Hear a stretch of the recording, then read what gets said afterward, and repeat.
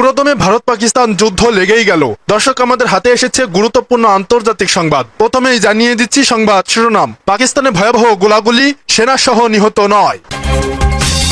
আরো থাকছে ইসরায়েলের টার্গেট 3 দেশ। এরপরেই জানিয়ে দিব শত্রুর মোকাবেলায় প্রস্তুত পাকিস্তানি সেনাবাহিনী, বলছে শাহবাজ। আরো থাকছে যুদ্ধের আশঙ্কায় যুবকদের ট্রেনিং দিচ্ছে ভারত। এবং সর্বশেষ জানিয়ে দিব যুদ্ধের দামামা, এবার মোদির সঙ্গে দেখা করলেন অজিত দোভাল। শুনছিলেন সংবাদ শিরোনাম, এখন বিস্তারিত। তবে তার আগে অনুরোধ থাকবে এই ভিডিওটিতে একটি লাইক এবং কমেন্টস করে জানিয়ে দিন পুরোদমে ভারত পাকিস্তান যুদ্ধ লেগে গেছে। দর্শক, এই যুদ্ধে মোদির দাদাগিরি বেরিয়ে আসবে। একের পর এক হামলা চালাবে পাকিস্তানি সেনারা। তারই ধারাবাহিকতায় পুরোদমে গোলাগুলি লেগে গেছে। এবার ঘোষণা দিয়ে ভারতে হামলা করবে চীনও। ঘুম হারাম হয়ে পড়েছে মোদির। দর্শক, এ বিষয়ে আপনার মতামত জানিয়ে দিন কমেন্ট বক্সে। পাকিস্তানে ভয়াবহ গোলাগুলি, সেনা সহ নিহত 9। কাশ্মীরের পেহেলগামে ভয়াবহ হামলার ঘটনায় দিল্লি ইসলামাবাদের উত্তেজনার মধ্যে পাকিস্তানে ব্যাপক গোলাগুলি হয়েছে। এতে এক সেনা সদস্য সহ 9 জন নিহত হয়েছেন। পাকিস্তান সেনাবাহিনীর আন্তঃবাহিনী জনসংযোগ দপ্তর এক বিবৃতিতে জানায়, পাকিস্তানের খাইবার পাখতুনখোয়া প্রদেশের 3 জেলায় সেনাবাহিনীর সঙ্গে সন্ত্রাসীদের ব্যাপক গোলাগুলি হয়েছে। এতে এক সেনা সহ 8 জন সন্ত্রাসী নিহত হয়েছেন। গোয়েন্দা তথ্যের ভিত্তিতে গত শনি ও রবিবার উত্তর ওয়াজিরিস্তান, খাইবার ও বান্নু জেলায় অভিযান পরিচালনা করেছে পাক সেনা। এ সময় সন্ত্রাসীদের সঙ্গে ব্যাপক গুলি বিনিময় হয় সেনা সদস্যদের। অভিযানের পর সন্ত্রাসীদের কাছ থেকে অস্ত্র, গোলাবারুদ এবং বিস্ফোরক উদ্ধার করা হয়েছে, যারা এলাকায় নিরাপত্তা বাহিনীর পাশাপাশি নিরীহ বেসামরিক নাগরিকদের বিরুদ্ধে অসংখ্য সন্ত্রাসী কর্মকাণ্ডের সক্রিয়ভাবে জড়িত ছিল। উল্লেখ্য, 2022 সালের নভেম্বরে নিষিদ্ধ তেহরিকি তালেবান পাকিস্তান সরকারের সঙ্গে যুদ্ধবিরতি শেষ হয়। এরপর গত 1 বছরে পাকিস্তানে বিশেষ করে কেপি এবং বেলুচিস্তানে সন্ত্রাসী কার্যকলাপ অনেক বেড়েছে। ইসরায়েলের টার্গেটে 3 দেশ। লেবানন, সিরিয়া এবং ইয়েমেনে একযোগে ভয়াবহ বিমান হামলা চালিয়েছে ইসরায়েল। সোমবার রাতে যুদ্ধ বিমান ও ড্রোন ব্যবহার করে এ হামলা চালানো হয়। হামলাগুলোর লক্ষ্য ছিল হিজবুল্লাহ ও হুতি বিদ্রোহীদের অবকাঠামো। লেবাননের পূর্ব অঞ্চলীয় বেকা উপত্যকা সংলগ্ন জান্তা শহরের উপকণ্ঠে 6টি বিমান হামলা চালিয়েছে ইসরায়েলের যুদ্ধ বিমান। একই অঞ্চলের সারা পাহাড়েও হামলা চালানো হয়। দক্ষিণ লেবাননের শ্রিফা, গিরাম ও টায়ার হারফায় 4টি তৈরি কক্ষ লক্ষ্য করে চালানো হয় ড্রোন হামলা। সীমান্ত পেরিয়ে সিরিয়ার সরঘাওয়া শহরের বিমান হামলা চালানো হয়, যা লেবাননের পার্বত্য এলাকার ঠিক বিপরীত পাশে অবস্থিত। ইসরায়েলি সেনাবাহিনীর দাবি, এইসব হামলার টার্গেট ছিল হিজবুল্লাহর সংশ্লিষ্ট অবকাঠামো।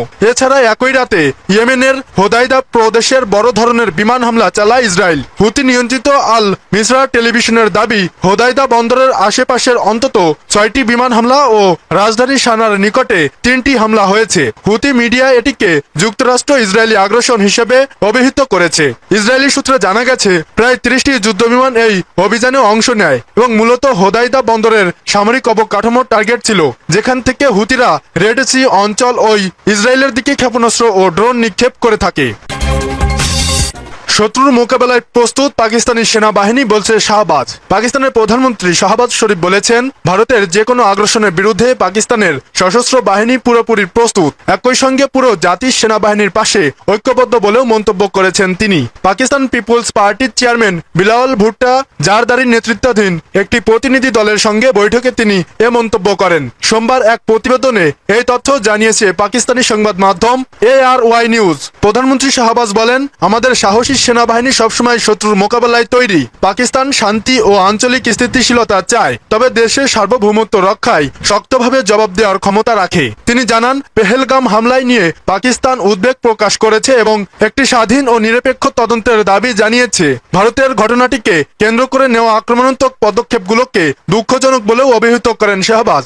এছাড়া হামলার ঘটনার সঙ্গে পাকিস্তানকে জড়ানোর ভারতের অবৈধ প্রচেষ্টা দৃঢ়ভাবে প্রত্যাখ্যান করেছেন প্রধানমন্ত্রী শাহবাজ। তিনি আরো বলেন, ভারতের একতরফা ও অবৈধভাবে সিন্ধু পানি চুক্তি স্থগিত করাকে পানি আগ্রাসন হিসেবে দেখা হচ্ছে, যা পাকিস্তানের জন্য রেড লাইন। তিনি স্পষ্ট করে বলেন, পাকিস্তান কোনো অবস্থাতেই এই পদক্ষেপ মেনে নেবে না। শাহবাজ শরীফ বলেন, পাকিস্তান আন্তর্জাতিক কূটনৈতিক প্রচেষ্টা চালাচ্ছে যাতে ভারতের আগ্রাসন বিশ্বাসের সামনে তুলে ধরা যায়। তিনি জানান, তিনি ইতোমধ্যেই বিভিন্ন দেশের রাষ্ট্রদূতের সঙ্গে বৈঠক করেছেন এবং পাকিস্তানের অবস্থান ব্যাখ্যা করেছেন। প্রধানমন্ত্রী আরো জানান, পাকিস্তান এই বিষয়টি জাতিসংঘ নিরাপত্তা পরিষদেও তুলবে, যাতে ভারতের সত্যিকারের চেহারা এবং ষড়যন্ত্র বিশ্বাসের সামনে উন্মোচিত হয়।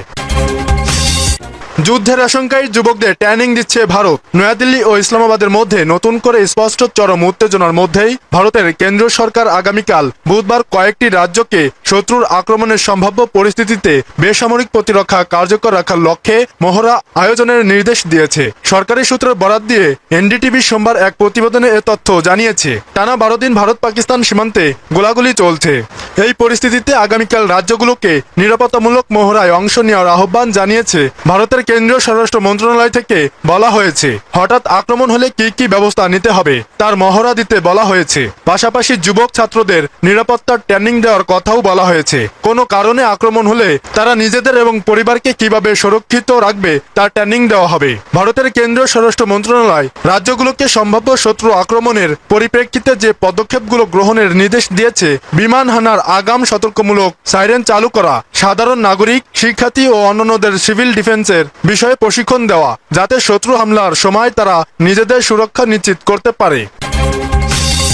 যুদ্ধের দামামা, এবার মোদির সঙ্গে দেখা করলেন অজিত দোভাল। কাশ্মীরের পেহেলগামে সন্ত্রাসী হামলায় 26 জন পর্যটক নিহতের ঘটনায় ভারত পাকিস্তানের মধ্যে চরম উত্তেজনা বিরাজ করছে। দেশ দুটির বাহিনীর মধ্যে কাশ্মীরের নিয়ন্ত্রণ রেখা বরাবর টানা 11 রাত ধরে গোলাগুলি চলছে। এছাড়া ক্ষেপণাস্ত্র পরীক্ষা সহ নিজেদের বাহিনীর শক্তি প্রদর্শন করছে উভয় দেশ। ভারতীয় সংবাদ মাধ্যম এনডিটিভির প্রতিবেদনে বলা হয়েছে, এমন পরিস্থিতির মধ্যে মঙ্গলবার সকালে ভারতের প্রধানমন্ত্রী নরেন্দ্র মোদীর সঙ্গে দেখা করলেন দেশটির জাতীয় নিরাপত্তা উপদেষ্টা অজিত দোভাল। এর আগে ভারতের কেন্দ্র সরকার দেশটির বেশ কয়েকটি রাজ্যকে নিরাপত্তা মহড়া চালানোর নির্দেশ দিয়েছে। সোমবার ভারতের স্বরাষ্ট্র মন্ত্রণালয় বুধবার যুদ্ধ পরিস্থিতি মোকাবেলার জন্য এ মহড়ার নির্দেশ দিয়েছে। এতে সাধারণ মানুষকেও মহড়া দেওয়া হবে। এনডিটিভি বলেছে, দেশ দুটি চরম উত্তেজনাকর পরিস্থিতির মধ্যে এই মুহূর্তে ভারত সরকারের এই পদক্ষেপে তাৎপর্য গভীর। এর কারণ, ভারতের সর্বশেষ এমন মহড়া হয়েছিল 1971 সালে। সে সময় ভারত ও পাকিস্তান দুই ফ্রন্টে যুদ্ধে জড়িয়ে পড়েছিল। তখন ভারত জুড়ে সতর্কতা জারি ছিল।